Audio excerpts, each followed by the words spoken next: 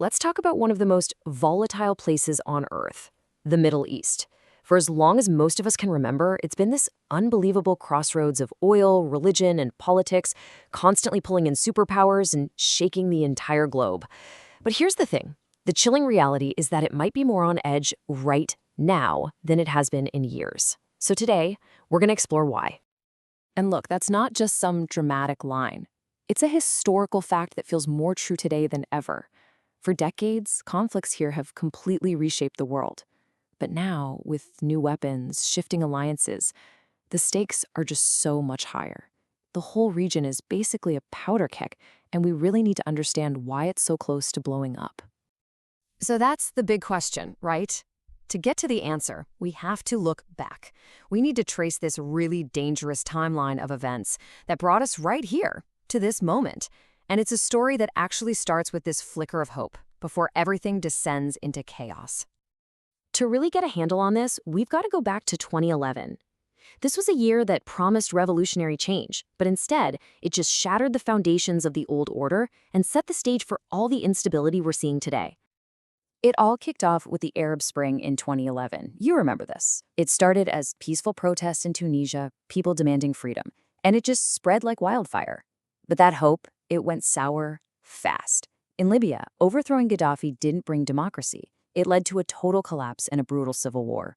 At the exact same time, in Syria, President Assad's crackdown on protesters ignited one of the bloodiest conflicts in modern history.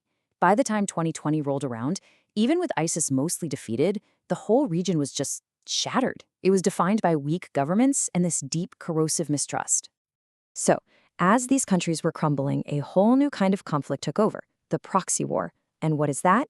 Well, this is where the real global chess match begins. Instead of fighting each other head-on, big powers like the US, Russia, and Iran started backing different sides in other nations' civil wars, fueling them with weapons, money, and advisors. And this chart shows you exactly how that played out. In Syria, you had Russia and Iran propping up the Assad regime, while the US and its allies were supporting various rebel groups. The country literally became a battlefield where global powers fought each other through local forces. Meanwhile, down in Yemen, a devastating war exploded between the Iran-backed Houthi rebels, who were this powerful militia controlling a lot of the north, and a Saudi-led coalition that was backed by the US. It created one of the worst humanitarian crises in the world. And then, just as the dust was kind of settling from these proxy wars, one single decision completely flipped the script and altered the balance of power across the entire region. August 2021. The US ends its longest war by pulling every single troop out of Afghanistan. We all saw it.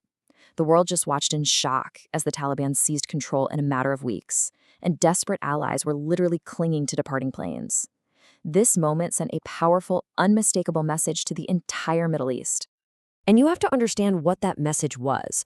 For America's adversaries, especially a country like Iran, it looked like a retreat. It looked like weakness. But for its allies, places like Israel and Saudi Arabia, it was a massive wake-up call. They suddenly realized, hey, we might have to defend ourselves without the full backing of the US from now on. The game had totally changed. In the wake of that withdrawal, tensions just kept ratcheting up. Iran started expanding its influence through its proxies, groups like Hezbollah, the powerful political and military force in Lebanon, and Hamas, the group governing Gaza. At the same time, nuclear talks completely stalled, which raised all these fears that Tehran was getting closer to a bomb. And then, the war in Ukraine had this totally unexpected side effect. It pushed Russia to rely more on Iran for military support, which only made Tehran's position even stronger. So, by the end of this period, the situation was just unbelievably fragile.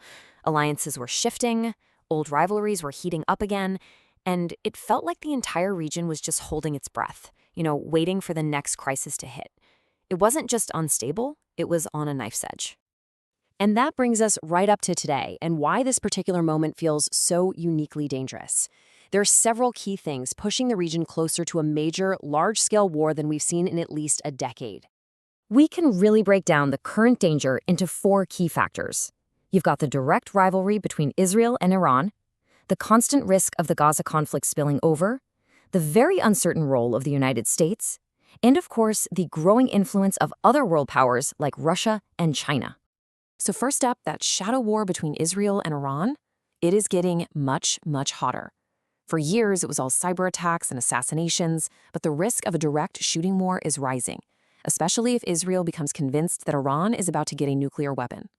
Then you add to that the constant tension in Gaza. Any major flare-up there could easily pull in Hezbollah from Lebanon and other Iranian proxies, and suddenly you have a massive multi-front regional war. Then you've got the United States. Now, Washington is trying really hard to avoid getting bogged down in another Middle East war, but it still has troops and very strong alliances there. A major conflict could easily suck the US in, whether it wants to be or not. And just to make everything more complicated, Russia and China are now huge players in the region, with strong military and economic ties that make the politics of the area far, far more dangerous. Okay, so why should any of this matter to you, no matter where you live? Because, and this is so important, what happens in the Middle East does not stay in the Middle East. It is, and it has always been, a truly global issue.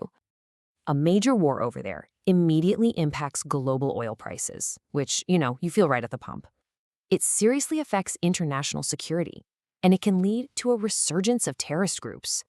History has shown us time and time again that conflicts in this part of the world rarely stay contained. They spread, they escalate, and they end up changing the world for all of us. So when we ask why the Middle East could explode again, the answer is pretty clear. All the ingredients for past wars are not only still there, in some cases, they're more potent than ever before. Stability in that region is absolutely critical for stability across the globe. But as we've just seen, that kind of peace feels very, very far away.